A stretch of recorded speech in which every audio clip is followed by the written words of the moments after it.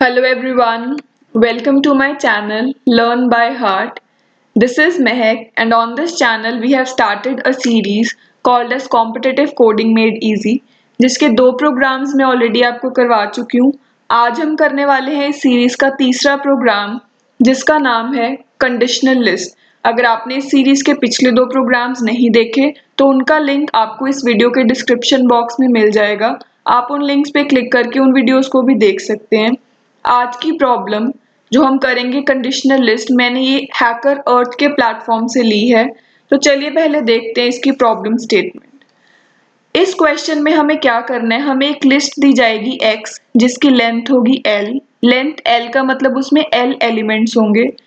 हमें इस लिस्ट में एक ऐसा एलिमेंट ढूंढना है y जो इस कंडीशन को सेटिस्फाई करे।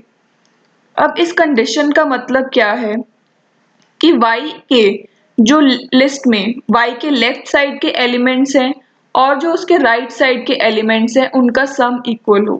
अब y के लेफ्ट साइड के एलिमेंट्स जो है उनकी रेंज क्या होगी, वो 1 से शुरू होंगे और y-1 तक जाएंगे। जो राइट साइड वाले एलिमेंट्स है वो y+1 से शुरू होंगे और वो l जो कि लिस्ट का एंड है वहां तक जाएंगे।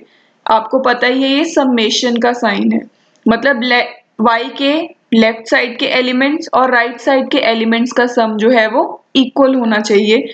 और अगर हमें ऐसा एक y मिल जाता है उस लिस्ट में तब हमारी आउटपुट होगी यस, अदरवाइज हमारी आउटपुट होगी नो। जैसे यहाँ पर ये एग्जांपल दी हुई है लिस्ट की जिसमें हमारे पास 4 एलिमेंट्स है 1 2 3 3। अगर आप नोटिस करो, अगर इस एलिमेंट जो थर्ड पोजीशन पे है इसके लेफ्ट साइड के जो एलिमेंट्स 1+2 3 और राइट साइड पे एक ही एलिमेंट है 3, ये दोनों क्या है इक्वल। मतलब ये जो लिस्ट है ये कंडीशन को सेटिस्फाई कर रही है थर्ड पोजीशन के लिए, तो इसकी आउटपुट होगी हमारे पास यस। अब इस प्रोग्राम के लिए इनपुट का सिंटेक्स क्या होगा, इनपुट की जो फर्स्ट लाइन होगी वो होगी हमारे पास नंबर ऑफ टेस्ट केसेस कितने हैं। जैसे एग्जांपल हमारे पास 2 टेस्ट केस हैं, उसके बाद हर टेस्ट केस के लिए फर्स्ट लाइन होगी उसमें कितने नंबर ऑफ एलिमेंट्स हैं l। जैसे मैंने बोला मेरे फर्स्ट टेस्ट केस में 3 एलिमेंट्स हैं और उसकी जो सेकंड लाइन होगी वो होगी कि उसमें कितने l space separated integers. Suppose मेरे पास 3 इंटीजर्स है, मैंने लिख दिया 1 2 3। उसके बाद अब मेरे पास 2 टेस्ट केस थे, ये है मेरा फर्स्ट टेस्ट केस। उसके बाद सेकंड टेस्ट केस में मैंने बोला मेरे पास 4 एलिमेंट्स हैं, उसके नेक्स्ट लाइन में space separated 4 integers would be there, this is my second test case। तो आपकी इनपुट इस तरह से होगी these numbers। देन आउटपुट क्या होगी वो हमने डिस्कस कर ही लिया कि अगर टेस्ट केस पास हो रहा है, पास होने का मतलब हमें वो एलिमेंट मिल गया उस पर्टिकुलर टेस्ट केस में जिसके लेफ्ट और राइट साइड के एलिमेंट्स का सम सेम है, तो आउटपुट होगी यस, अदरवाइज आउटपुट होगी नो। कंस्ट्रेंट्स क्या होंगे इसके कि मैक्सिमम टेस्ट केसेस कितने हो सकते हैं 1 से लेकर 10 तक। हर टेस्ट केस की लेंथ l क्या हो सकती है 1 से लेकर 10⁵ तक। लिस्ट कितनी हो सकती है हमारे पास 1 से लेकर 2 × 10⁴। i की वैल्यूज जो है वो ट्रेवर्स करेंगी 1 से लेकर l, that is the length of the list. फिर हमारे पास ये लिंक है जहां से मैंने इस प्रोग्राम को लिया है। तो चलिए पहले हम डिस्कस करेंगे इसकी एल्गोरिदम कि हम इस प्रोग्राम को कैसे सॉल्व करने वाले हैं, उसके बाद हम डिस्कस करेंगे इसका कोड। तो चलिए पहले हम इसकी डिस्कस करते हैं एल्गोरिदम।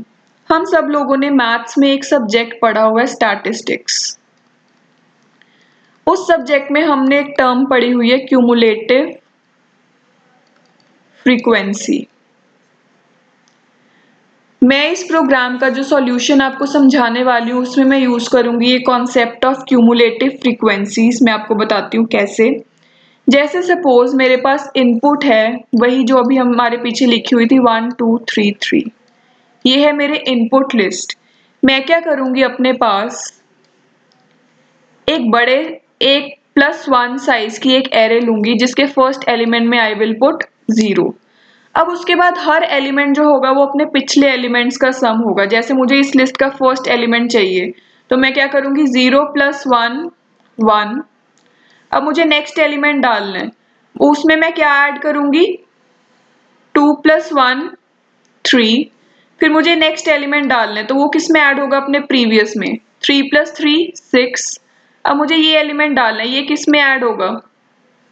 6 + 3 9। मैं इसको ऐसे अगर लिखूं तो आपको बेटर समझ आएगा कि फर्स्ट एलिमेंट है 0, तो 0 + 1 1, 1 + 2 3, 3 + 3 6, 6 + 3 9। तो ये होगी मेरी क्यूमुलेटिव फ्रीक्वेंसीज वाली एरे 0 1 3 6 9।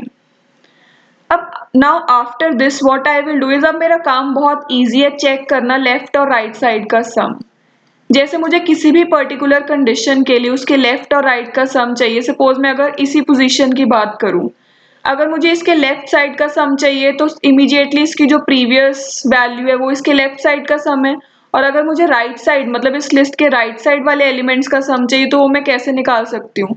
लास्ट एलिमेंट में से इसको खुद को माइनस करके। तो जैसे मैंने अगर 9 - 3 किया, व्हाट आई विल गेट 6। तो बेसिकली आप समझ पा रहे हो कि जैसे मेरी लिस्ट थी 1 2 3 3, मैं इस पोजीशन की अगर बात कर रही हूँ तो इमीडिएटली जो पिछली वैल्यू है दैट इज 1, और इस पोजीशन के पिछली वाली का सम भी कितना है 1, और अगर मुझे राइट साइड वाले का सम चाहिए तो मैंने क्या किया 9 - 3 6, और इसके राइट साइड का सम भी कितना है 6। चलिए मैं आपको एक और एग्जांपल बताती हूँ इसकी। जैसे हमारे पास है 0 1, these are the cumulative frequencies and these are the numbers. अगर मुझे इस पर्टिकुलर पोजीशन के लिए इसके लेफ्ट और राइट का सम चाहिए, अब देखो मैं कैसे निकालूंगी इस लिस्ट से। Basically this is the position, इसके जो लेफ्ट साइड का सम मुझे इमीडिएटली प्रीवियस एलिमेंट से मिल जाएगा दैट इज 3, 1 + 2 3, और राइट साइड वालों का कैसे मिलेगा? लास्ट एलिमेंट माइनस ये खुद 9 - 6 3, that is this 3। I hope आपको ये कॉन्सेप्ट समझ आ रहा है। हमें बेसिकली क्या करना है, एक पर्टिकुलर जिस भी पोजीशन की हम बात कर रहे हैं उसके लिए, सपोज हमारी ith पोजीशन, हम इस लिस्ट में ith पोजीशन की बात कर रहे हैं, तो i - 1 जो पिछला एलिमेंट है उसको हमें कंपेयर करके देखना है किससे? n is the total number of elements minus, this is what we are doing. Immediately पीछे वाला, लास्ट वाला माइनस वो खुद, that will give us the, this will give us the sum of LHS and this will give us the sum of RHS। इसको हम compare करते चले जाएंगे। अगर हमें ऐसा कोई एलिमेंट मिल गया जिसके लिए कंडीशन ट्रू है तो हम प्रिंट कर देंगे यस, और अगर हमें ऐसा कोई भी एलिमेंट नहीं मिला then we will print no. तो चलिए मैं आपको कोड में ये समझाती हूँ कि हम कोडिंग में इस चीज को कैसे करेंगे। तो चलिए डिस्कस करते हैं हम इसका कोड। यहाँ पर मैंने ये कोड पहले ही लिख दिया है। ये कोड मैंने पहले यहाँ पर इसलिए लिख दिया ताकि एक बार हम इसको समझ ले, उसके बाद हम इसको कंपाइलर पे एग्जीक्यूट करके भी देखेंगे। देखिए सबसे पहले है T is for the number of test cases. यहाँ से हमने, क्योंकि आपने, अगर आपको याद है तो हमें सबसे पहले इनपुट करवाने हैं नंबर ऑफ टेस्ट केसेस, तो हमने इनपुट करवा लिए। उसके बाद हमने ये टी टाइम्स लूप चलाई कि जब तक ये ट्रू है चलती रहे। अब उसके बाद ये n हमने लिया है वो l जो लिखा हुआ था उसके लिए, मतलब हमारे पर्टिकुलर टेस्ट केस में कितने नंबर ऑफ एलिमेंट्स हैं। फिर मैंने एरे बनाई एक साइज बड़ी, क्योंकि आपको पता है हमें फर्स्ट पोजीशन पे क्या फिल करना है 0, जो कि हम नेक्स्ट लाइन में कर भी रहे हैं। फिर ये लूप में हम क्या कर रहे हैं, इस लूप को हमने एग्जीक्यूट किया 1 से लेकर n तक, और एक एक करके, मतलब ये हमारी एरे है जिसके फर्स्ट एलिमेंट में एरे ऑफ 0 पे हमने ऑलरेडी 0 डाल दिया। ऐसे करते करते n तक हम एक एक करके एलिमेंट्स को इनपुट करेंगे, और साथ ही साथ हम क्यूमुलेटिव फ्रीक्वेंसी भी काउंट कर रहे हैं। This step will count the cumulative frequencies. हमने साथ के साथ क्यूमुलेटिव फ्रीक्वेंसीज भी काउंट कर ली। फिर मैंने एक वेरिएबल लिया फ्लैग, जिसको मैंने इनिशियलाइज किससे किया है 1 से। अब यहाँ पर इसको 1 से इनिशियलाइज करने का मतलब ये है कि जब ये कंडीशन ट्रू होगी, जो मैंने आपको पिछली स्लाइड में समझाई थी, जब ये कंडीशन ट्रू होगी तो हम फ्लैग को रीसेट कर देंगे। रीसेट क्योंकि हम येस प्रिंट कर देंगे और उसको रीसेट कर देंगे, ताकि जब हम आउटसाइड आके चेक करें कि अगर फ्लैग की वैल्यू 1 ही रह गई, उसके 1 रहने का मतलब ये होगा कि ये कंडीशन कभी भी ट्रू नहीं हुई। बट अगर वो 1 नहीं है, कुछ और है, तो दैट मीन्स वो ऑलरेडी ट्रू हो चुकी है। वन फ्लैग लेने का पर्पज आई होप आपको समझ आ गया होगा। तो हमने फिर ये प्रोग्राम लूप चलाई, फॉर लूप 1 से लेकर एन तक, मतलब इस पोजीशन से लेकर इस पोजीशन तक सबके लिए हम चेक करेंगे क्या कि क्या उसके लेफ्ट हैंड साइड का सम उसके राइट हैंड साइड के बराबर है। कहीं पर भी अगर ये ट्रू है तो yes, reset the flag, otherwise check for all the values.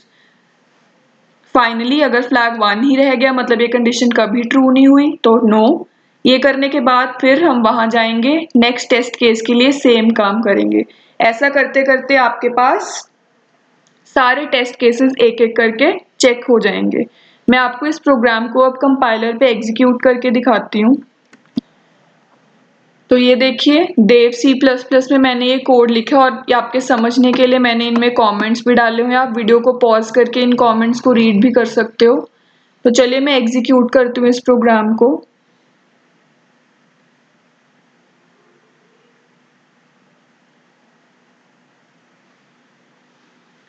तो ये आ गई इसकी आउटपुट स्क्रीन। सपोज मैंने बोला मेरे पास 2 टेस्ट केस हैं। अब फर्स्ट टेस्ट केस में मेरे पास 4 वैल्यूज हैं, स्पेस सेपरेटेड मैं 4 वैल्यूज यहाँ पर ऐड कर रही हूँ। तो इसका आंसर क्या है? यस, ये वही लिस्ट है जो हमारे इनपुट में थी। उसके बाद मैं बोल रही हूँ मेरे नेक्स्ट वाले में लेट से मैं बोल रही हूँ 5 एलिमेंट्स है और मैं रैंडम कोई भी 5 वैल्यूज डाल रही हूँ। इसका आंसर आ रहा है नो। इसका मतलब कि इस लिस्ट में कोई भी ऐसा एलिमेंट नहीं है। अगर आपको ये आउटपुट यहाँ पर क्लियरली नहीं दिख रही तो just wait for a minute. आप यहाँ पर इसको देख सकते हैं जो आउटपुट मैंने वहाँ एग्जीक्यूट की थी। जब आप इस प्रोग्राम को हैकरऑथ के प्लेटफॉर्म पे सबमिट करोगे तो आप देख सकते हो कि ये सारे टेस्ट केसेस को पास कर रहे हैं and the result is accepted. ये स्क्रीनशॉट मैंने तब लिया था जब मैंने इस प्रोग्राम को हैकरऑथ के प्लेटफॉर्म पर एग्जीक्यूट किया था। तो अगर आपको ये मेरा प्रोग्राम समझ आया और मेरे पढ़ाने का तरीका अच्छा लगा तो please like this video and subscribe to this channel. Even if you want to give any feedback, you can give it to me in the comment section. Thanks for watching.